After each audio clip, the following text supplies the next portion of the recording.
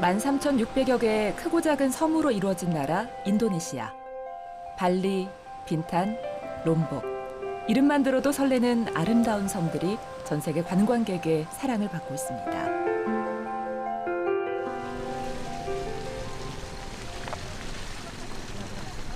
꿀렁꿀렁 험한 길을 신나게 달리는 건 롬복 마타람 관광대학 학생들입니다. 그들이 즐거운 이유, 그 끝에 아름다운 바다가 기다리고 있기 때문이죠. 젊음의 환호성이 가득한 바다, 바다, 바다. Untuk wisatawan dari Korea maupun negara yang lain bisa menuju ke Pantai Tuna karena di sini tuh pemandangannya bagus banget. Jadi saya berharap ke depannya, walaupun beberapa tahun ke depan, saya berharap teman-teman di Korea dapat hadir menikmati indahnya panorama yang ada di Indonesia, terutama di Lombok. 가이드와 함께 해안과 그 주변을 둘러보는 학생들. 관광학을 배우는 학생들답게 눈이 반짝 궁금한 게 많습니다. Tempat bermalam, jadi misalnya tendanya kurang nih. Ada nggak atraksi untuk apa namanya? Snorkeling, diving? Snorkeling kita nggak rekomen snorkeling di sini. Satu karena yang pantai kita pasang surut. 그런데 사실 오늘 이들이 방문한 진짜 이유는 바다가 아니라 어떤 산에 가기 위해서입니다. 바로 롬복섬 뚜낙산에 운영 중인 뚜낙 생태관광센터가 목적지죠. 그곳에서 이야기를 시작해 보겠습니다.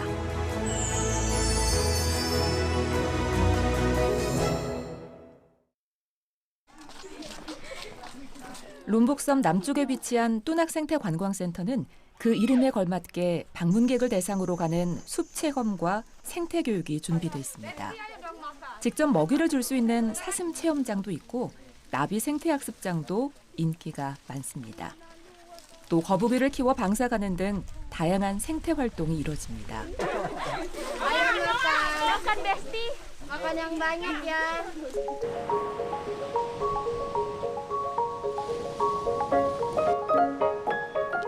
뚜낙 생태관광센터는 1,200헥타르의 넓은 숲에 산책로와 생태체험장, 숙박시설 등을 갖추고 있습니다. 우리나라와 인도네시아가 2013년 MOU를 체결한 후 협력해서 만든 산림 휴양시설입니다. 우리나라 산림청은 단순히 설계와 건설만 도운 것이 아니라 역량 강화 교육, 운영에 이르기까지 전반적인 지원을 했습니다. 뚜낙 생태관광센터는 생태학습과 휴양은 물론 각종 세미나와 연수 장소로도 인기 만점입니다. 인도네시아는 세계 3위의 열대림 보유국인데요. 하지만 산림 복지에 대한 인식은 낮았습니다. 숲을 이용한 휴양이나 치유에 대한 개념도 최근에야 도입됐습니다. 그래서 이미 80년대 후반부터 자연 휴양림을 만들고 운영해온 우리의 노하우를 인도네시아에 전수하게 된 거죠. Pemerintah Korea membangun sarana wisata alam di Taman Wisata Alam Gunung Tunak ini. Kenapa berbeda? Karena mungkin kebanyakan para tamu atau masyarakat sudah bosan tuh dengan kehidupan dunia perkotaan ya, dengan berlibur di mall dan lain sebagainya. 뚜낙 생태관광센터에서 또 한 가지 주목할 것은 이곳에서 일하는 직원들이 모두 가까운 마을의 주민들이라는 겁니다. Sayang soal binatang dan kita jaga. Salam konservasi.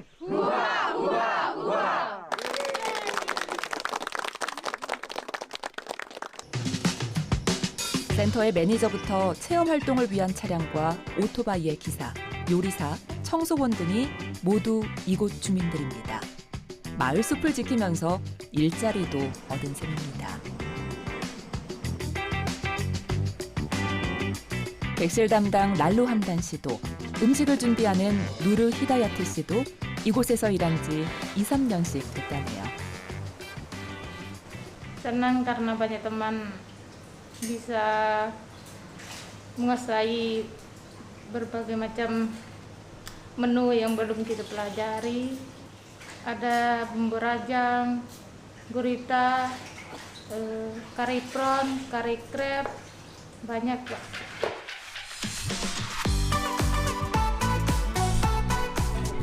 뚜낙 생태관광센터에서 일하는 주민들은 뚜낙 배소폭이라는 주민자치회 소속인데요. 뚜낙 배소폭은 현재 이곳의 운영을 맡고 있습니다. 오늘은 주민들을 위한 역량 강화 교육이 있는 날입니다. Seminar saat ini kita lagi belajar bagaimana kita menjadi interpreter di TW Agung Tuna ini supaya profesional dalam menghandling tamu. 관련 공무원과 주민들을 대상으로 진행되는 이런 역량 강화 프로그램은 인도네시아와 한국 산림청이 공동 설립한 산림협력센터가 중심이 돼 실시합니다. 역량 강화 프로그램은 이곳 뚜낙산에서 생태 관광이 자리 잡을 수 있는 토대가 됐습니다.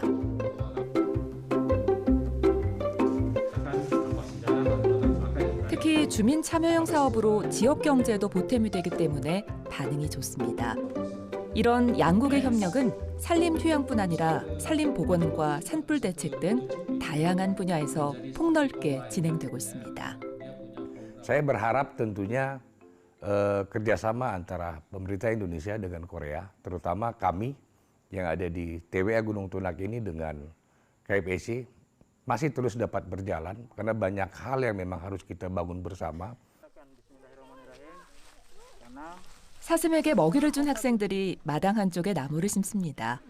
이 나무는 앞으로 뚜낙 생태관광센터에서 자라게 되는데요.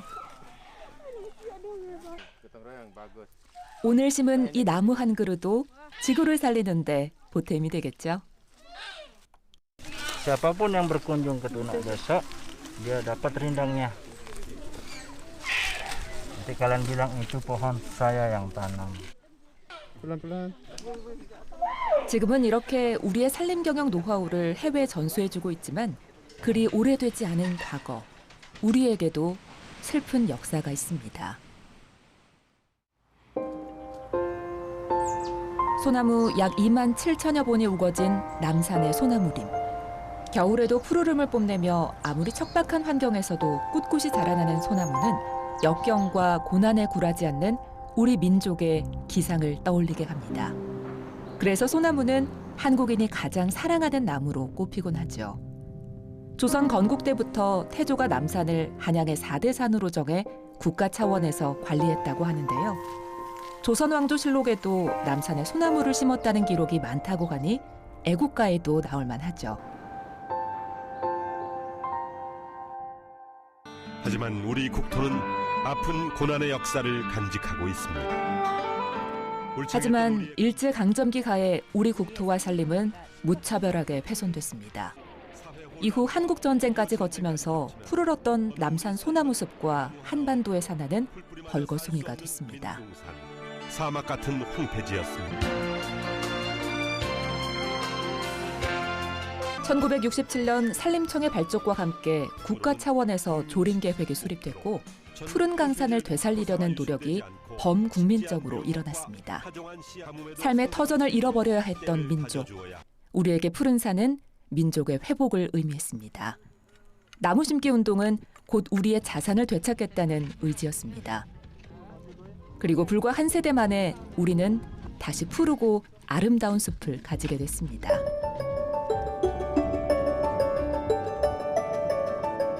그 결과 2차 세계대전 이후 전 세계에서 유일하게 산림 녹화에 성공한 나라로 인정받으면서 한국의 경험을 배우고 싶어하는 나라들이 늘어났습니다. 특히 산림 녹화와 경제 성장을 동시에 이뤄낸 것에 주목했는데요. 2012년에는 아시아 산림협력기구 아포코의 출범을 주도하며 아시아 산림 정책을 선도하는 국가로 거듭났습니다.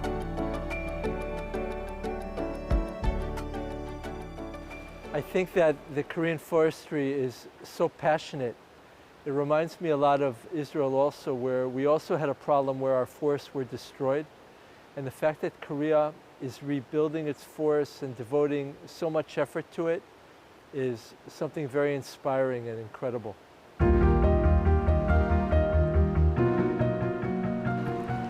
국가 경제가 살아나고 생활 수준이 높아지면서 숲은 휴양지로 각광받기 시작합니다. 1988년 대관령을 시작으로 현재 국립자연휴양림 44개를 포함해 전국에 총 180여 개의 다양한 휴양시설이 운영되고 있습니다.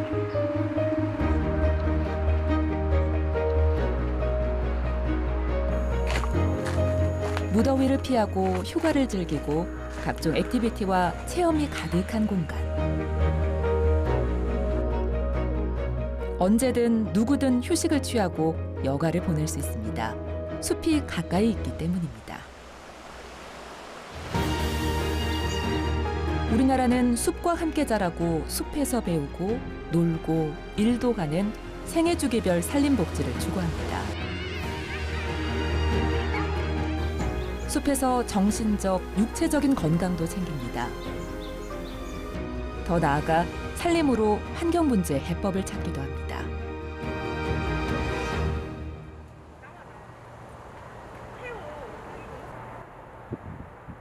중소기업 중심의 부품과 소재 전문 산업단지인 시와 국가산업단지. 이곳 산업단지와 주거단지 사이에는 완충녹지가 조성돼 있는데요. 폭 200m, 길이 3km의 거대한 숲은 이 지역에 큰 변화를 가져왔습니다. 원래 이곳 주거단지는 대기 오염이 아주 심했습니다. 하루 평균 미세먼지 농도가 81 마이크로그램이 넘으면 미세먼지 나쁨이라고 하는데요. 예전에는 주거 지역의 나쁨 일수가 1년에 142일이나 됐습니다. 하지만 지금은 38일 정도로 줄었다고 합니다. 국립산림과학원에서 2018년 1년간 측정한 결과를 보면 주거단지의 미세먼지 농도는 산업단지보다 27% 낮았습니다. 숲이 생기기 전에는 주거단지의 미세먼지 농도가 산업단지보다 높았지만 숲이 생기고 공기질 개선을 위한 노력들이 더해지면서 미세먼지 수치가 역전됐습니다. 완충녹지의 미세먼지 저감 효과를 보여주는 것입니다. 이렇게 완충녹지가 미세먼지를 낮춰줄 수 있는 것은 숲을 이용해 바람길을 바꿀 수 있기 때문이라고 합니다. 맑은 공기는 들어오게 가고 오염된 공기는 도시 밖으로 내보내는 거죠. 숲 구조를 개선을 해서 찬바람을 도시로 끌어들일 수 있는 부분, 이런 부분에서는, 그리고 찬바람을 도시로 공급해줘서 더울 때, 폭염이나 이런 더울 때는 찬바람을 도시에 가게 할 수 있는 부분이 있고요. 우리가 찬바람을 도심 내로 끌어들이기 위해서 도시 외곽에 있는 숲을 우리가 구조를 개선을 해서 찬바람을 끌어들이고 오염물질은 다시 숲으로 돌아가게 하는 그런 선순환 구조를 만드는 부분에서는 이제 새로운 시도이고 그런 실험 결과라고 볼 수 있겠습니다.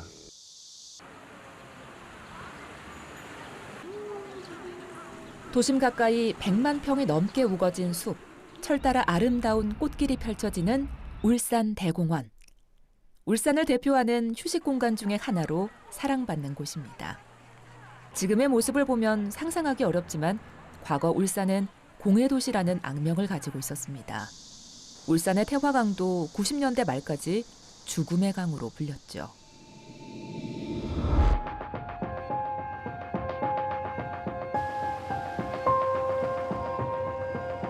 물고기가 죽고 철새가 떠나고 공업용수로도 사용할 수 없을 정도로 태화강의 오염은 심각했습니다.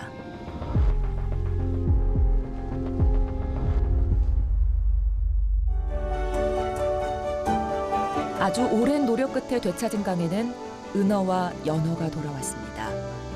지난 2019년에는 태화강 대공원이 순천만 정원에 이어 제2호 국가정원으로 지정됐습니다. 이제 세계적으로도 인정받는 시민들의 자랑이죠.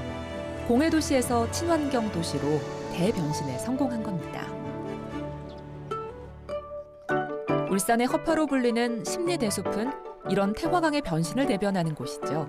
태화강을 따라 심리, 약 4km가 온통 대숲인데요.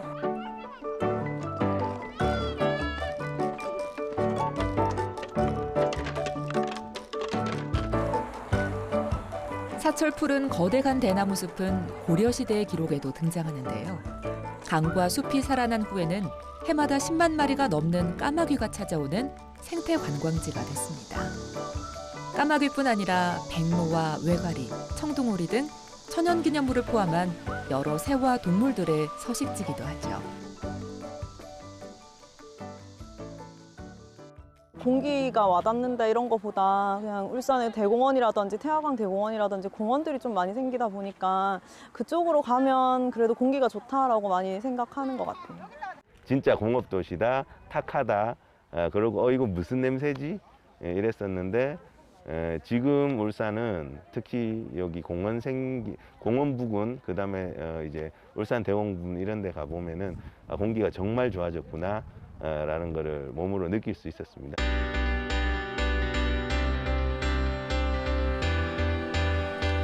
울산이 도시 성장의 기반을 산림으로 전환한 효과는 수치로도 명확하게 드러납니다. 전국적으로 미세먼지 문제가 심각해지고 있을 때도 울산의 미세먼지 농도는 계속 줄어들었다는데요. 1995년도만 해도 69 마이크로그램이었던 미세먼지 농도는 꾸준히 감소해서 2020년의 경우 미세먼지는 30 마이크로그램, 초미세먼지는 17 마이크로그램으로 공기질이 확실히 좋아졌다는 것을 알 수 있습니다.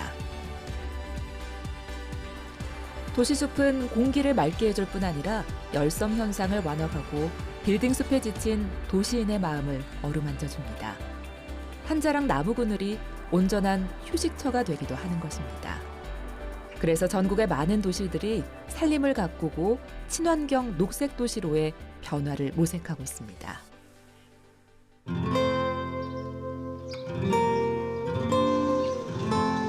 이렇게 숲은 한 도시와 나라의 인상을 결정하기도 하고 그곳에 사는 사람들의 삶을 바꾸는 힘이 있습니다. 그리고 지금 인류가 처한 환경, 기후, 식량 등 복잡다단한 문제를 풀어나갈 해법으로 숲이 떠오르고 있습니다. 이탈리아 로마에 위치한 UN 식량농업기구 FAO는 식량 문제 외에도 농림수산에 관한 문제를 모두 다룹니다. FAO 산림부는 전 세계 82개국에서 230개 이상의 프로젝트를 진행하는데요. 세계 산림총회도 그중 하나입니다. Hi, nice to meet you. Nice to meet you. Welcome to FAO. Welcome. Thank you very much. 세계 산림총회는 국제 산림 행사 중 가장 규모가 큽니다. 그래서 6년마다 개최되는 산림 올림픽으로 통합니다. 제15회 세계 산림총회는 대한민국에서 열립니다. We will be dealing with the role of forest products in sustainable development, and we will be dealing with the cross-sectoral and cross-country dimensions of forestry, because several of these problems are not respecting national boundaries. They are universal, they are global, and their solution requires collaboration across borders and sectoral boundaries.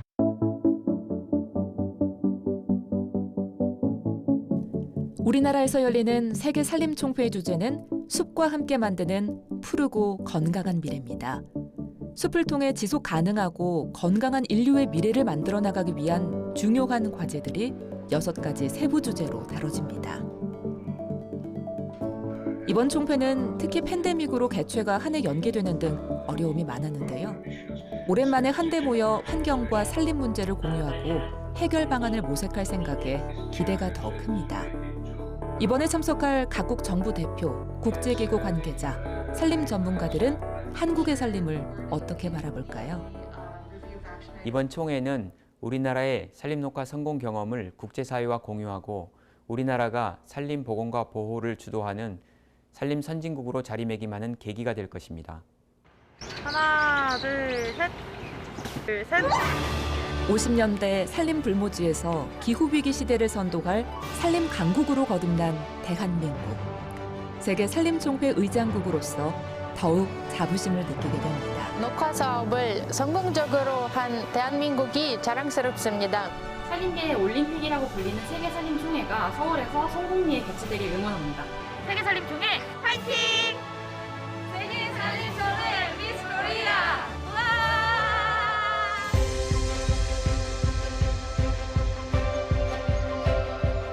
지구 반대편에서 사라지는 숲이 나비 효과를 일으켜 전 세계에 영향을 미치는 시대. 산림 정책은 더 이상 한 나라만의 문제가 아니라 국제사회가 함께 고민하고 해결해 나가야 할 공통의 과제입니다. 자연은 미래 세대를 위한 유산이라고 하죠. 지금 후대에 남겨줄 수 있는 가장 좋은 것, 가장 손쉬운 것이 바로 푸르고 건강한 미래의 숲입니다. 우리가 갖고 온 대한민국의 숲은 그 답 중 하나가 될 수 있을 겁니다. 바야흐로 대한민국의 숲이 세계를 향하고 있습니다.